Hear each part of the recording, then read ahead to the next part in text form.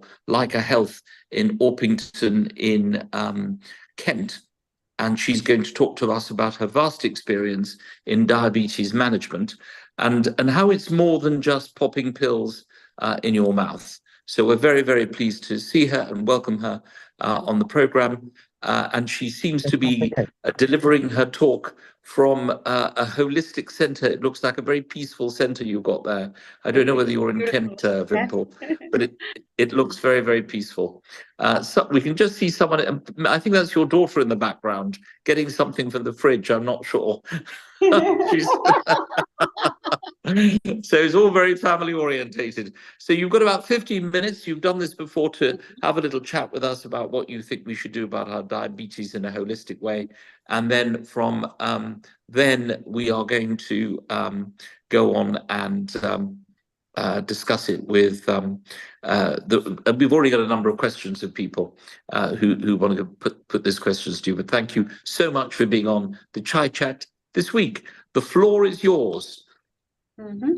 Right, so I'm here because I'm running a breath workshop. So immediately after this talk at 6:30, I have a little workshop on mental health, stress, anxiety, and how we can control with breathing. So that's the reason why I'm here. And I've got Hannah, who's the organizer. Hi, everybody. So I've been practicing NHS GP for many, many years. So 26 years now. I'm part of the furniture really in the system. Can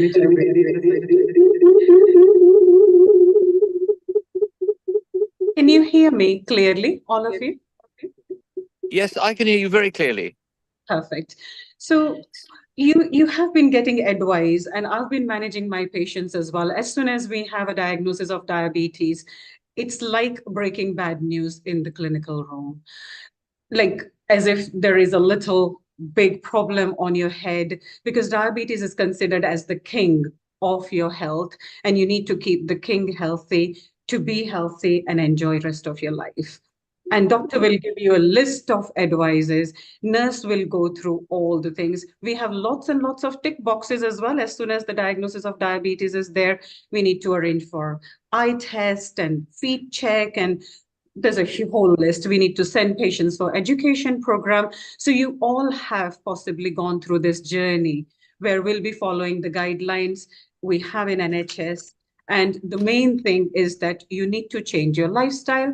And these are the medications that's going to help control the diabetes.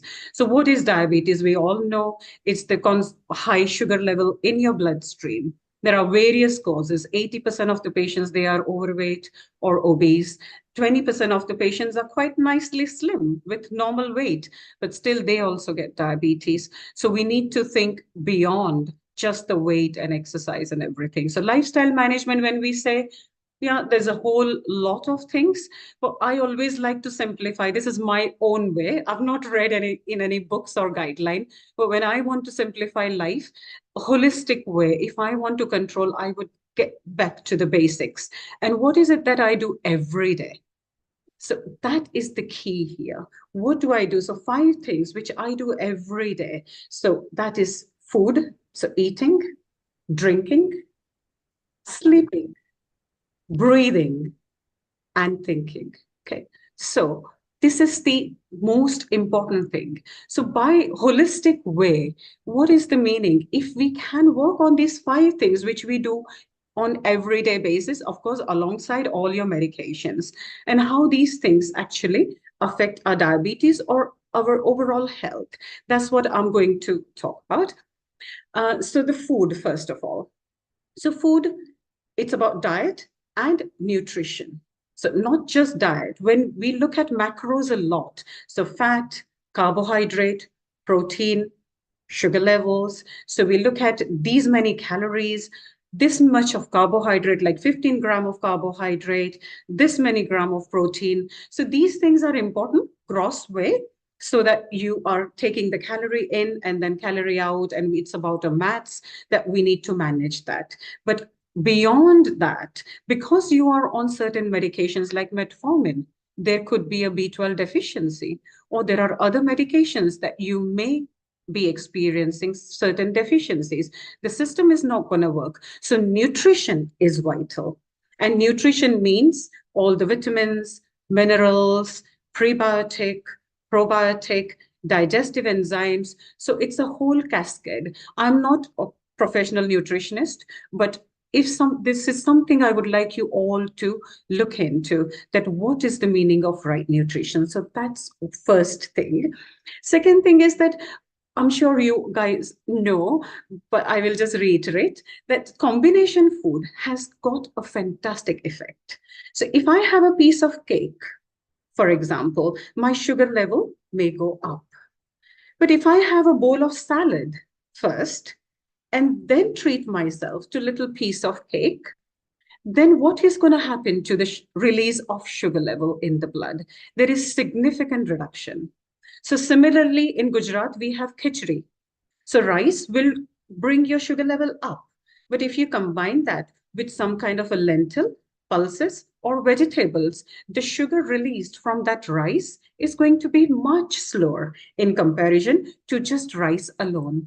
So this combination of food is something I would like you all to look into.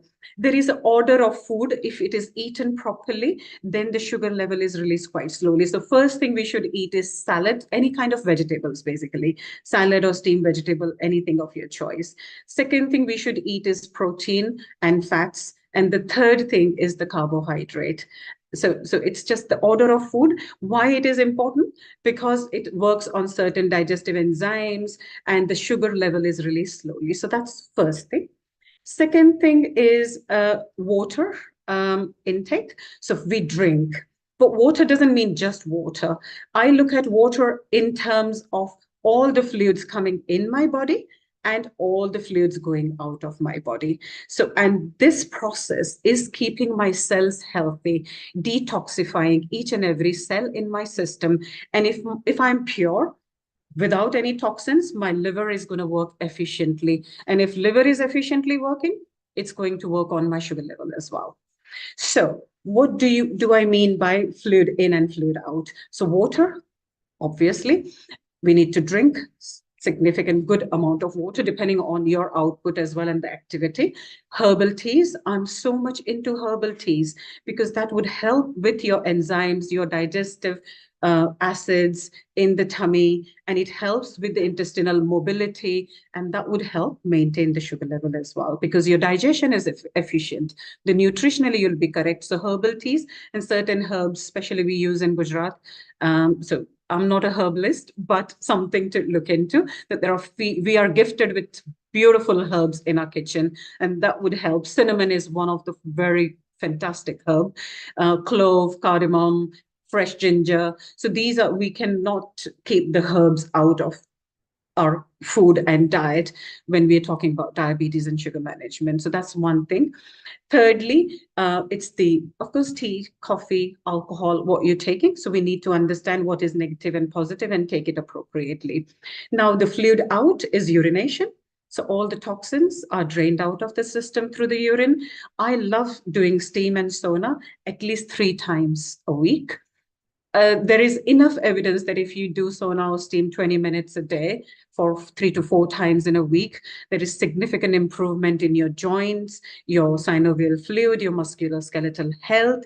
And if my musculoskeletal health is better, the third element is my breath. So that means exercise. Will be exercising more. So fluid out is also very important. And when I'm saying fluid out and toxin out, I cannot miss opening your bowels every day. So stool, good bowel movement, and is extremely vital as well. Any constipation or diarrhea or bloating, you are accumulating the toxins within your system, and that would have impact on your liver, entire hormonal system, and it would have impact on the sugar control as well, your diabetes control. So the third thing, what I was saying, is the breath. So breath is a very, very big thing. I may not be able to cover everything. We can have a breath workshop in future. But how breath is the connection between body and mind. That is the spiritual side. Physical side, as a doctor, if I say every day we need one activity that is going to make me short of breath. Walking, running, going to the gym, strength training, It could be anything. Depending on where you are in your life, you can incorporate some exercise or activity. I wouldn't use exercise only as a term. Movement is extremely vital. If you are 95-year-old and you want to manage your diabetes, you don't have to go to the gym to control. Yes, movement is important, especially walking after the meal. So you have a meal, and if you walk for 15-20 minutes, the sugar release in your blood is significantly improved. So breath is one thing. I'll look at the spiritual side as well. So breath for me is like cleansing the entire system. If I talk as a doctor and breath, not as a spiritual leader, I would say my breathing technique is reducing the cortisol level in my body. What is cortisol? So cortisol is one chemical or hormone released in our body. It's a little gland just above the kidney, and that releases adrenaline and cortisol every time we get stressed. So what is stress? Life is about ups and downs. There are so many situations in life where I cannot control. It's beyond my control. But what I can control possibly is me responding to that stress. And my response is my cortisol going up, adrenaline going up. As a result, my body goes into a survival mode. Primitive response of a human being is to protect when we are in trouble. How am I going to protect myself if I'm stressed? My system is shut down. Digestion not working properly. Everything slows down. And I can run away from my problem, or I fight with the problem. I would call it flight or fight. So when I'm in flight and fight mode, what do I need most? I need energy to run away. Where do I get that energy when I'm stressed? Liver is very intelligent. That's my bank. So supplies money, bank supplies money when we are in need. Similarly, liver is going to release the sugar in your bloodstream. So as soon as you experience chronic stress or acute stress, sugar level goes up. And that sugar spike, you will be monitoring your sugar level, would have impact on your pancreas, insulin spikes, and then gradually and slowly, if we remain in that stressful situation, then my diabetes is going to be poor, and I may head towards need for insulin in future because I've run out of my reserve. So how do I say, if situation is beyond my control, what can I control? I can use my breath as a tool. So there are fantastic breathing techniques. In Sanskrit, we call it Kapalabhati, Bastrika, Anulom Vilom. In English, we can say bellows breath, alternate nostril breathing. Or there are a few different types of breathing techniques which I practice, as well as I spread the message to all my patients and everybody around me so that they can use this tool and bring the cortisol level down. One more thing is when I'm flight and fight mode, when I'm struggling, will I be able to sleep? So that's my fourth. So the 5 things which we do, fourth one was the sleep. If I'm stressed, my cortisol is high, it's going to suppress the melatonin that's responsible to help me sleep.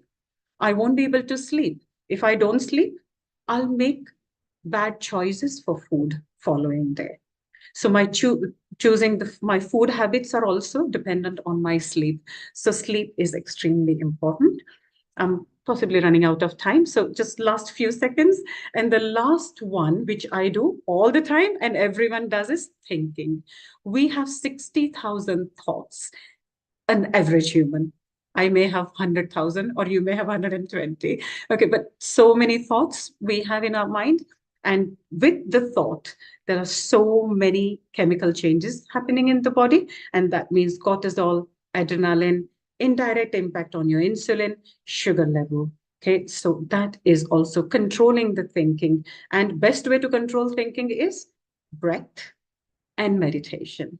For me, if I sit in meditation, eyes closed, still mind will keep working. I find breathing and certain breathing techniques extremely helpful. So if I have 60,000 thoughts, just by doing breath work for 10 minutes, I can reduce it to 6,000 possibly, and then possibly try and get into meditation. Okay. So these are my 5 simple basic tools. So eating, drinking, breathing, sleeping, and thinking. And that's my holistic way of looking at life. So I hope Wonderful. Thank you so much, Dr. Wimple, for that wonderfully clear and concise description of the 5 most important things that we have to do as diabetics. So I know you've got to be away at 6:30, so we'll do this very, very fast. I will go straight to Leicester, to the Silver Star Centre, where Hanif has already got a number of questions that have been put in. Straight over to you, Hanif, as quick as possible, because we will be losing Dr. Wimple at 6:30. Thank you, Dr. Wimple, for that amazing presentation. It's very interesting. Good feedback coming in already. First question from Mr. Patel asking, what is the best natural remedy for high blood pressure? High blood pressure. So natural remedy, food-wise, I personally believe, okay, I'm not a herbalist, but in my knowledge, I like fenugreek seeds, methi. Okay, so methi is very good. Cinnamon also has got some property. But if we go deep into herbs and Ayurveda, we have 3 types of composition. So Kapha, Pitta, Vata means earth, fire, and air. Depending on your composition, you need to take this particular herb. Okay, one more thing for high blood pressure, Kapalabhati means bellows breath, where you move your diaphragm, or laughter yoga. So when we laugh, ha, ha, ha, ha, ha, I'm breathing out and pulling my belly in. That's when my diaphragm is working. So when diaphragm is working, my rest and repair mode is activated, and that would have impact on my blood pressure. So breath and herb. I like Triphala a lot, but that is best for my composition. So I'm not entirely sure, but Triphala is 3 dosha hara, means 3 composition maintaining herb. So that is my favorite herb, is Triphala. Great, thank you. Nita is asking, what drink lowers blood sugar levels? Sorry? Nita is asking, what drink lowers blood sugar levels? Is there a certain Drink. Are you talking about alcohol or non-alcoholic? I think non-alcohol, yes. Non-alcoholic. Any water is fantastic. Very good. I personally like 1 bottle of sparkling water because I believe in alkalinization and reducing inflammation in the body. So just a little bit of sparkling water, plain water. I like to add Triphala in my water actually when I drink every day. In my bottle now also, I've got Triphala.